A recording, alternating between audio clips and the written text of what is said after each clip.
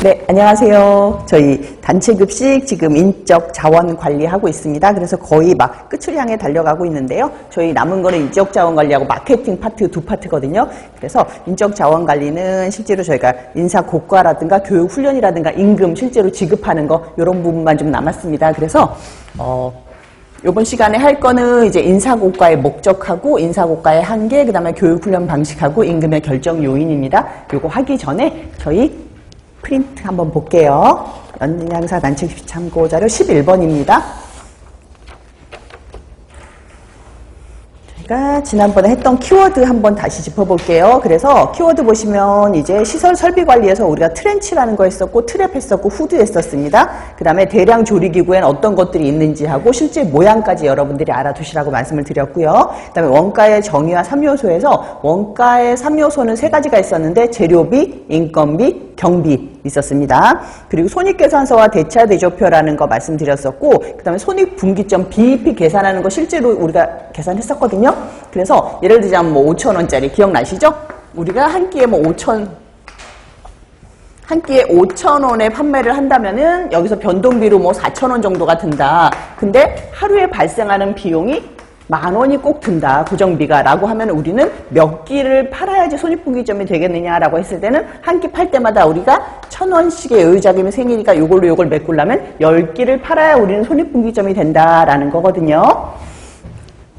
그 다음에 이제 장표의 정의와 성질 했었고 그 다음에 정말 중요한 직무기술서와 직무명세서 배웠고요. 그리고 직무평가까지 했었습니다. 문제 한번 볼게요. 1번 조리기기를 선정할 때 가장 먼저 고려해야 될 사항은 이라고 했는데 조리기구나 조리기구 설비 같은 경우는 우리가 실제로 동선을 먼저 보고요. 그 다음에 그 기구의 능력을 먼저 봐요. 어떤 때 사용하는 것인가 라는 거. 그래서 보시면 이번에 조리기구의 능력이라고 보시면 됩니다.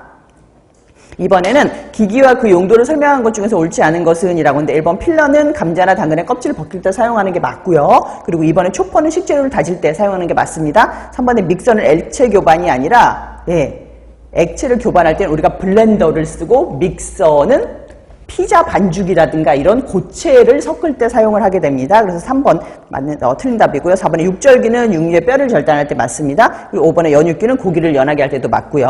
그래서 2번의 정답 3번입니다.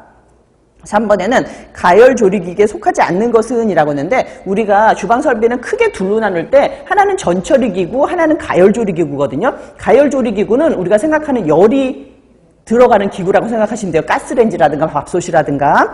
그래서 1번 튀김기, 2번 레인지 같은 경우는 전자레인지라든가 이런 거 얘기하는 거예요. 그리고 3번에 오븐, 4번에 브로일러는 전부 다 열이 들어가는데 5번에 그라인더는 그라인딩 잊지 말라고 그랬어요. 커피를 우리가 그라인딩 하는 게 커피를 가는 거라고 그랬거든요. 그래서 그라인더는 음식을 가는 기계예요. 그래서 정답 5번이죠. 4번에는 냄새와 증기를 직접 배출시키는 환기시설은 우리가 후드라고 부르죠. 1번 후드입니다. 5번에 단체급식 시설에서 대량조리기기를 사용하는 목적으로 옳지 않은 것은 이라고 했는데 1번에 인건비 절감이 되죠. 2번에 연료비 절감은 정말 안 돼요. 여러분들 영양사님 되셔가지고 처음으로 이제 받아서 가시잖아요. 지점 받아서 가시게 되면은 정말 깜짝 놀라실 거예요. 조금 큰 지점 같은 경우는 이런 가스비하고 전기세 이런 게 한 300만 원에서 400만 원 정도 나와요. 월에. 연료비가 정말 엄청나게 많이 나오거든요. 대량 조리기기를 사용하면 연료비는 정말 많이 나와요. 그래서 2번이 틀린 답이죠. 그리고 6번에는 급식 설비의 계획을 세울 때 기본이 되는 요소로 옳지 않은 것은 이라고 했는데 일단 위생 봐야 되고 2번에 제공 메뉴, 그 다음에 유행, 능률, 경제성인데 가장 먼저 봐야 되는 건 능률이고요. 그리고 실제로 제공 메뉴라든가 경제성 이런 것도 봐야 되고 위생도 만약에 유행이라는 게 없다면 위생이 답인데요. 가장 아닌 유행이 들어있기 때문에 유행이 정답입니다. 정답 3번. 7번에는 가장 기초적인 재무보고서로서 특정 시점에서의 줄 것게요. 재무상태거든요. 우리가 재무상태는 대차, 대조표랑 항상 붙어 다녀요. 재무상태는 대차, 대조표입니다. 1번. 그리고 8번에 직무분석의 목적이 아닌 것은 이라고 했는데 제가 요거 지난 시간에 직무 연구하면서 이거 인사고과랑 절대 헷갈리시면 안 된다고 말씀드렸잖아요. 그래서 직무분석하고 직무평가 요거 두 개 정말 중요하다고 말씀을 드렸는데 항상 붙어 다니는 게 여긴 직무기술서하고 직무명세서고요. 여기는 무조건 임금급여예요. 만약에 정말 헷갈리신다. 이러면은 임금급여과 같은 무조건 평가예요. 네. 그래서 직무분석의 목적이 아닌 것은 1번 임금관리를 위한 기초자료, 2번에 인사계획에 필요한 자료, 3번에 직원계획 및 선발을 위한 자료, 4번에 기업의 홍보자료, 5번에 종업원 교육훈련의 기초자료. 여기서 직무분석은 우리 회사가 정말 잘났습니다라고 이렇게 기업 홍보자료로 쓰이진 않아요. 회사 자체 일을 할 때 쓰이는 거거든요. 정답 4번입니다.